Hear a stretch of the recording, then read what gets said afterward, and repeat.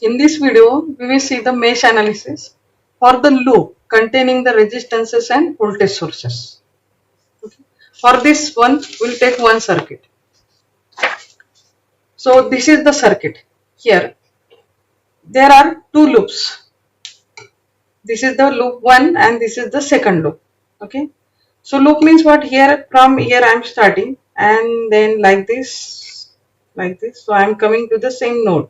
So it is a loop 1. Suppose here this is the second loop. Okay. So before going to the analysis, I will tell you what is the perimeter branch and common branch. Here, this branch, okay, which contain the 10 volt source. It is not common. It is not connected to the other loop, so it is a perimeter branch. This is also the perimeter branch. This is common between these two loops, so it is a common branch. For this loop, this is the perimeter branch. This is the perimeter branch, and it is common branch for this loop. Okay. So here we will one method. First, we have to use the loop current in each and every.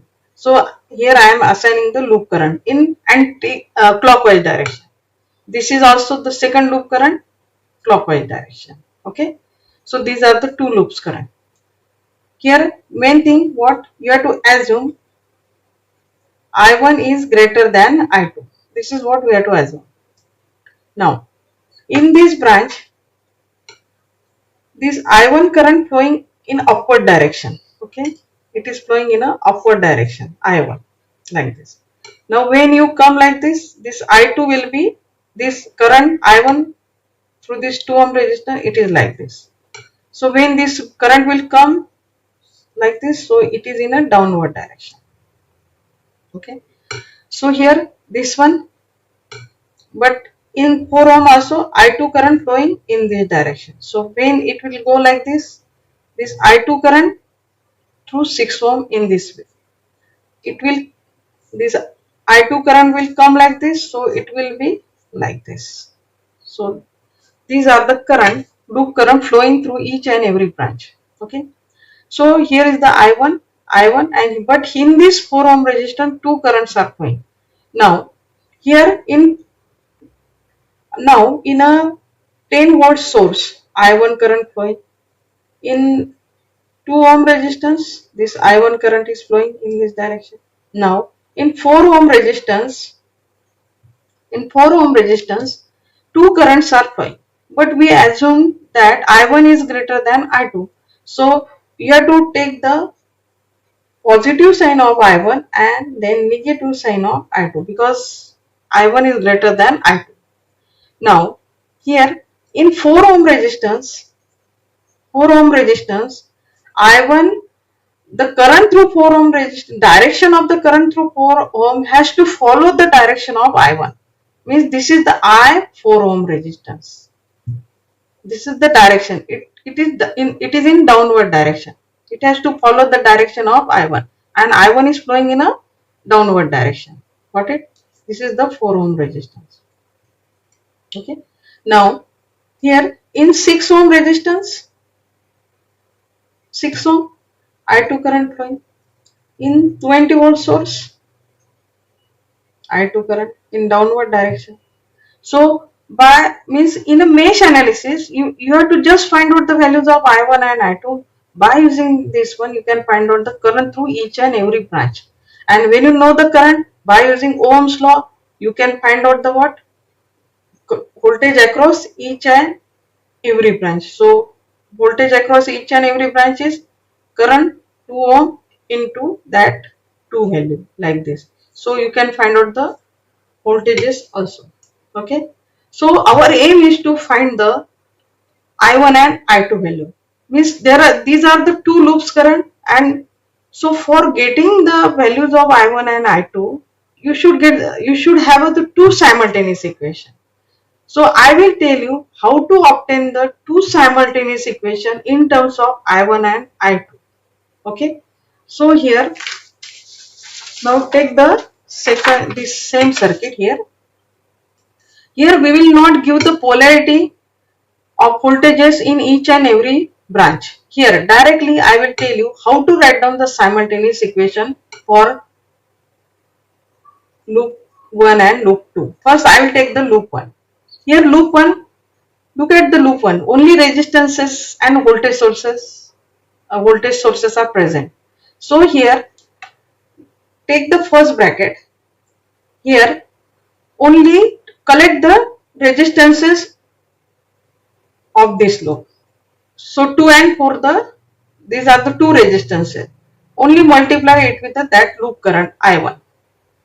Okay. Now this is the 2 which is on the perimeter branch. So ignore it. Now 4 which is on the common branch. But I1 is flowing in this direction and I2 is flowing in upward direction. Both are in opposite sign. So take a negative sign and take this resistance 4 and this 4 is now the part of the loop 1, but it is common to loop 2, so take the I2. So I cover two resistances, directly give the equal sign. Now to this side we have to write down the values of voltage sources. So now how to write down the values of those sources, that we will see now. Here I am, suppose here loop current I am taking like this. I am going along the direction of this loop current. So it first time it appear on the negative polarity of this voltage source. So take the positive sign of the voltage source.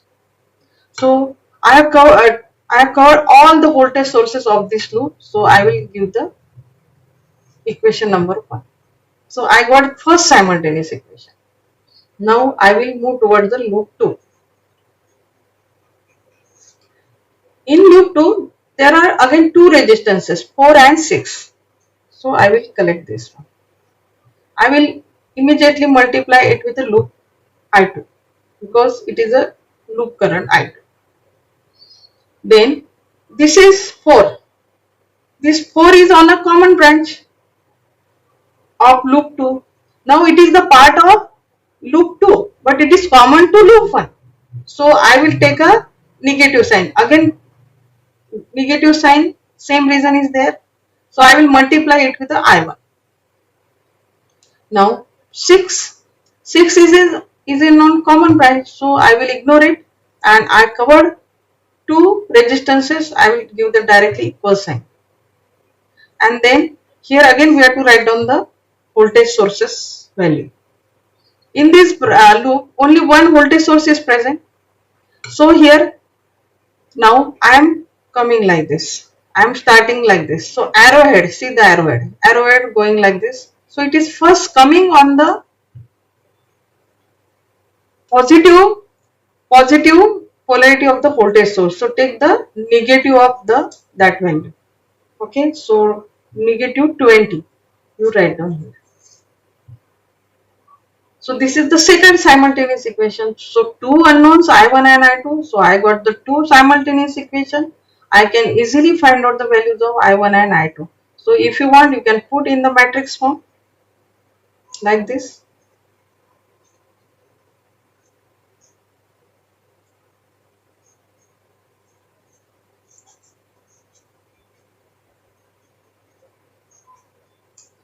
And here 10 and minus 20.